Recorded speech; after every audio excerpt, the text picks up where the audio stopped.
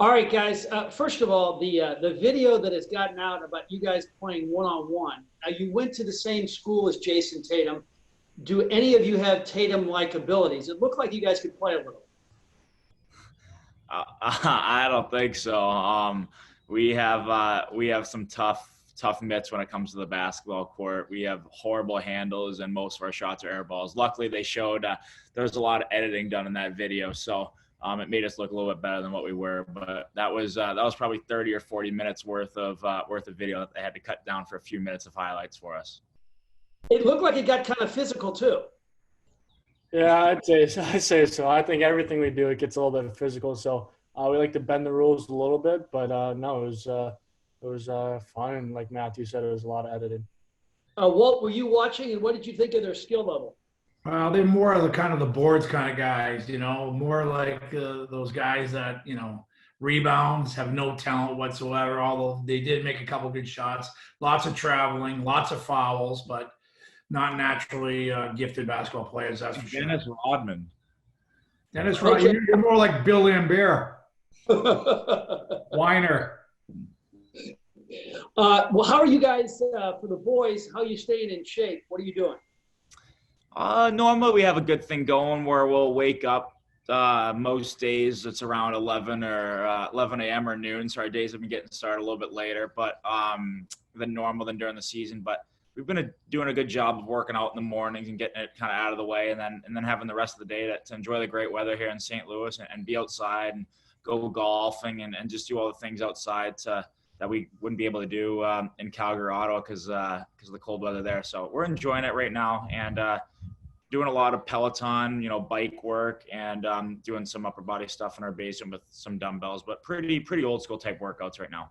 No rollerblading at all or anything like that, correct? We're starting up soon. We just kind of got a shipment of rollerblades, so we're waiting to do that. I think that's going to be the next piece to our workouts. Hey, let me take it back to All-Star Weekend. And Walt, well, first of all, what was it like for you being the father, seeing them both there? That must have been one of the great moments of your life. It was pretty cool. I mean, to have both boys get to play in an All-Star game, and then the bonus with them playing in their hometown, the place they grew up watching. I mean, they grew, the team they idolized growing up, and to do it at Enterprise Center was pretty special for Chantel and I and the whole family. And it was a blast watching them at the skills competition and the game itself. And they worked hard this year to get there, and I'm pretty proud of them for that. When did you know that they weren't just good young hockey players, that they were going to have a good chance to play in the league? Well, you never think about that growing up. I mean, obviously you want to keep them busy, you want to keep them well-rounded, get them into different sports if they're willing to do that. And as they got older, things started progressing, but you still didn't think of that. But when they went to the National Development Team program, things started moving a little bit more quickly for both of them. You're just thinking back then just to go to college and get that experience of playing in college D1. And as they got older, they got better. They started to grow. They got more physically ready to play at that level. And, they're still young guys, 22 and 20 years old. So they still have a lot to learn, but they're heading in the right direction and pretty happy. And it's a lot of fun watching them play.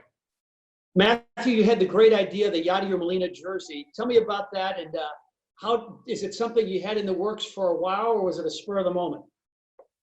Oh, it's more of a last minute thing, actually. I wanted to do something leading up to it. Once I got the nod, just under a month before, probably a few weeks before, I was like, all right, whatever competition I'm going to do in the skills event or whatever event I'm going to do, I want to, show off my St. Louis side and show off my roots a little bit. And originally we were going to do a like my dad's jersey or my dad's old All-Star jersey from 04 or 2009. But I didn't really want, playing in Calgary, I didn't really want any Blues logo on any of my jerseys. I don't think that would have been right at the time. So we just decided that the next best thing was to show off the Cardinals a bit and show off Yachty. And actually after the game, or after the skills competition, one of their trainers was working the locker room, and so I gave it to him, and he's going to have Yachty personalize it for me, which is going to be pretty cool. So Matthew, tell me what it was like having your dad as a coach and all that knowledge. I mean, a lot of guys are coached by guys who may sell insurance. You're coached by a hockey Hall of Famer. What did that mean to you? It was pretty cool. I mean, it was a little bit different for me. I was I don't know. I think I looked at him more as a dad back there than as a coach. So we definitely had our battles, and there's some days are better than others. But ultimately, to have someone, no matter what time of the day it was, whether you wake up in the morning, where you're watching highlights, or you're watching games at night, or you're driving to your own games or practices, just someone to always ask simple hockey questions about. And I think a big part of my hockey game is my hockey IQ, and I think you're not just born with that. I think you ultimately have to gain more knowledge throughout your years. So I think having my dad in my corner all those years and having him behind the bench definitely impacted my hockey IQ a ton. Brady, what are the battles like when you're going head to head against your brother, and what's that like? Yeah, well, it's definitely, I feel like it's hyped up a little bit when we play one another. So, to have all of our family and friends there to support us, it means a lot. And they've all had an impact on our lives at one point. It's definitely different because I think for both of us are pretty, physical players. So to see, we're always rooting for one another when we're watching, but to play against each other and try to, focus on winning, but playing against each other, it's pretty difficult. I know you guys are both committed to your friendship. No, it's a lot of fun, and it's just all of our families there. Sorry about that. I know you guys are both really committed to your respective franchises, but do you ever dream 7-8 years down the road playing here in St. Louis? I could probably answer that question for them instead of getting them in trouble. You know what? It's there's something to it. I mean, I remember when I was growing up, I grew up in Boston, and I wanted to play for the Boston Bruins at some point.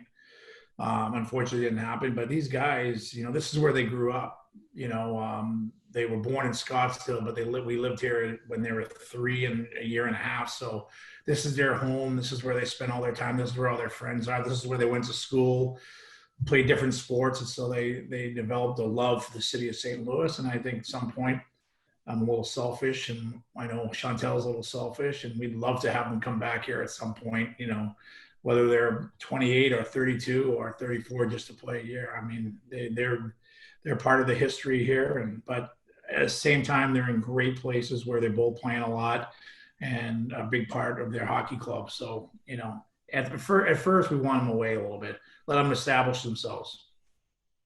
As great as those two are, and as accomplished as those two have been so early in their careers, they probably aren't, either of them is not your most athletic child. Is that correct? Say that again. I lost you there for a second. Great as they've been, they're not your most athletic children. You have another one that maybe. Yes, not even close. We play pickleball outside. So, and Taryn shows up. Taryn's really good at everything. And obviously she's a phenomenal athlete, and she loves going out. And I think a lot of credit goes to the boys. She wasn't just that girl who liked to play dolls. She wanted to be a part of what the boys are doing, whether it was roller hockey, basketball. I'm mad she didn't play basketball in the winter, and she did play soccer till she banged up her knee a little bit. But tennis she was a part of, and it's fun getting her out there. The boys treat her like she is one of the guys, and she goes out, and we don't take any leeway on her, and she actually beats the crap out of us when it comes to pickleball. Matthew, a few more final thoughts. Tell me what your goals are in this league. What do you want to accomplish?